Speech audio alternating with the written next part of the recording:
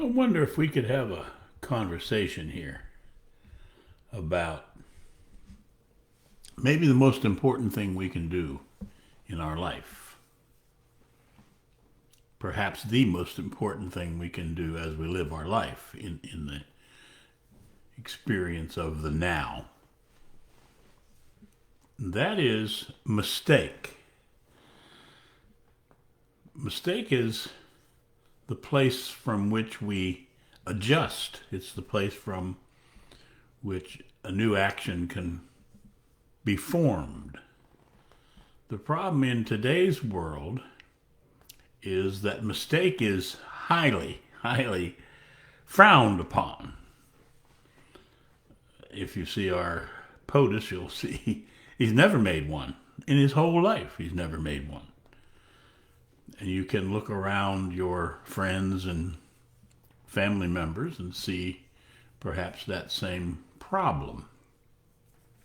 Mainly, people do not admit their mistake because mistake normally is considered that you're stupid, that you're really dumb, you made a mistake.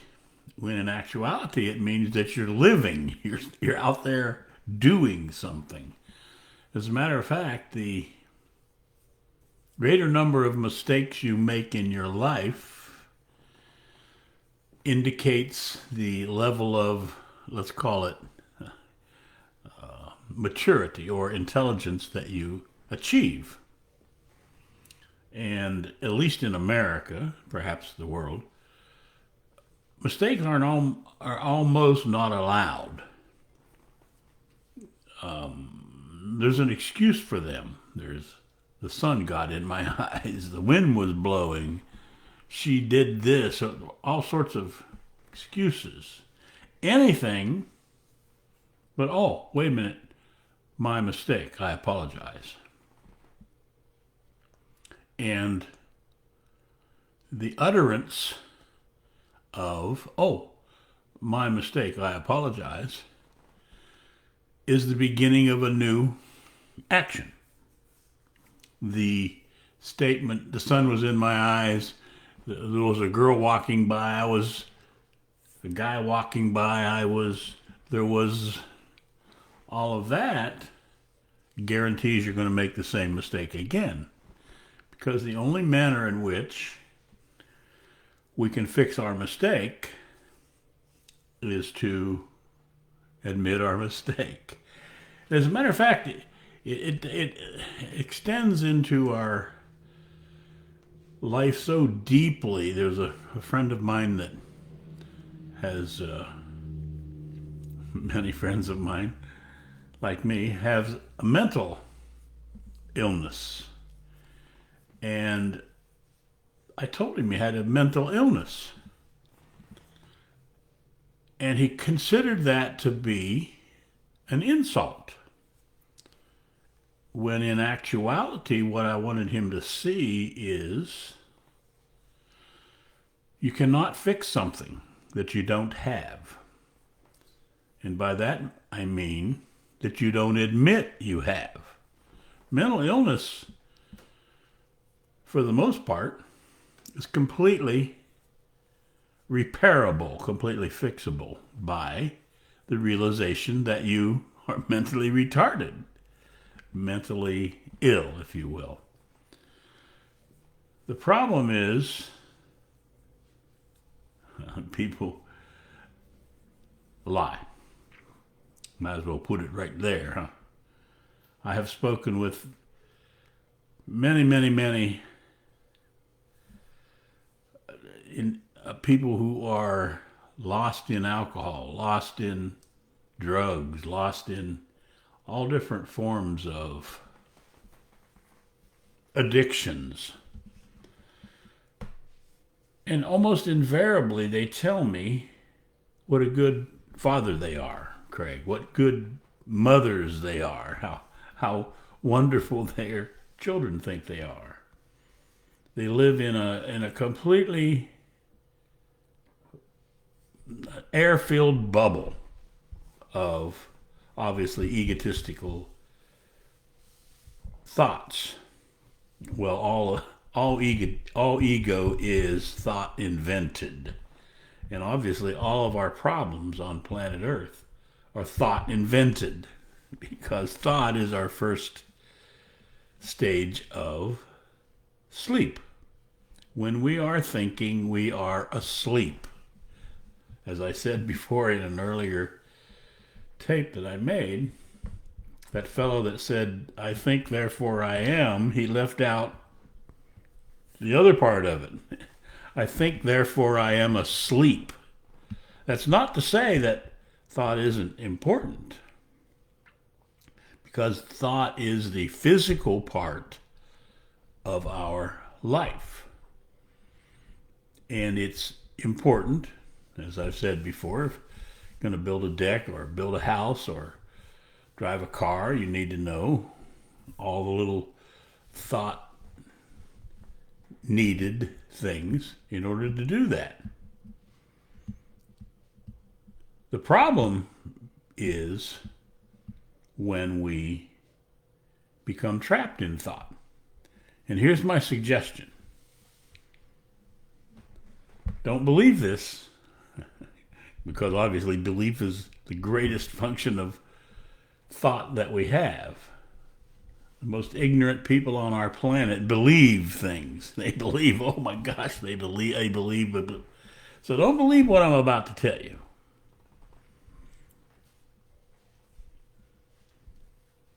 But you cannot fix that which you do not have. And if you have it, you gave it to yourself. And if you lose your train of thought, you pick it up wherever you can. In case you guys missed or caught what just happened, I wonder. So, is it possible for us as a group to come together and have conversation about our mistakes? Well, here's where I messed up. Here's where my mistake was. Can we do that? Because you see, we're trained, we're conditioned, we're made to never have made a mistake. We even elected a fellow, as I said earlier, who's never made a mistake in his whole life. He had to have the world's worst parents. They filled up, and took care of every mistake he ever made. Bought him out of them until he was old enough to buy him out of him himself. Hello, Therese. Didn't see you there. I changed my camera angle. Thanks for stopping by. So we are having a conversation here with the universe about the huge importance of mistakes. Because a mistake, as I said earlier, is a function of intelligence. It means to say, this is where you missed it. This is where you need, let's call it improvement for the lack of a better word. So, is it possible for each of us, you and me and even that fence post, to simply observe, take responsibility for, and speak our mistakes? Because as I said at the outset of this little conversation, mistakes are the most important thing we can do. Let's say you're learning to dance, and you're on the dance floor, and you are moving very eloquently with your dance partner, and all of a sudden you misstep. What happens? If you make an excuse for it, if you say, hey, you tripped me, or hey, then you'll keep making that same mistake on the dance floor. But if you say, oh, wait a minute, I missed that. That was my mistake. The probability of that ever happening again is almost zero, because you'll do the one thing that almost no one does. Take 100% responsibility for yourself. Of course, the other thing in dancing that causes a dancer to be a huge failure is ego. Have you ever noticed people who really can dance well dance?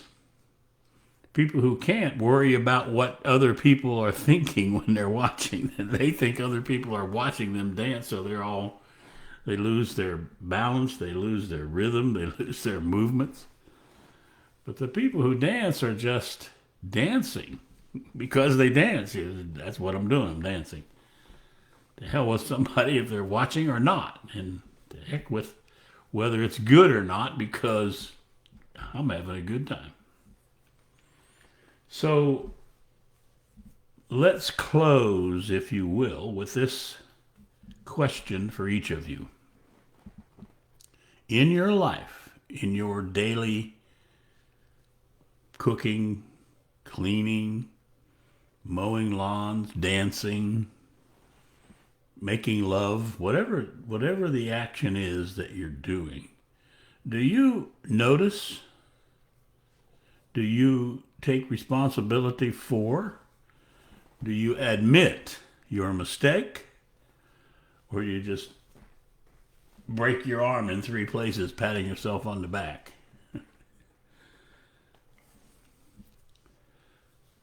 The probability is, well, maybe you only broke it 1 time. Oh, wait, I think there might be some more people here. Catherine, yes. It's over there. I've got things a little whopper-jawed here, so I can't see. The screen, I mean. So at any rate, if you actually care to make your life perfect, and I actually mean perfect, then discover every iota, every one of your mistakes. Your mistakes, of course, are anger, jealousy, fear, belief. Well, the greatest mistake is belief. Discover every one of those. Observe them 100%.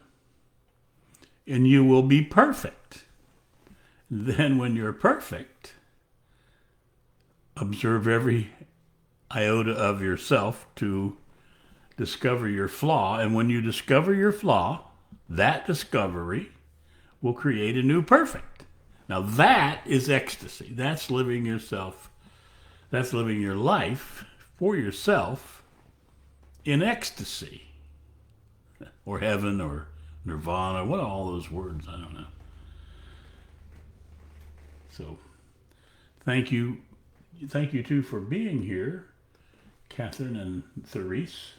You ought to introduce yourselves to each other. I think, no, well, wait a minute. Therese is from Canada and Catherine is, I'm in trouble. Catherine is from Ireland. Scotland. Okay, I'm getting in trouble. My mistake, I apologize. Good night.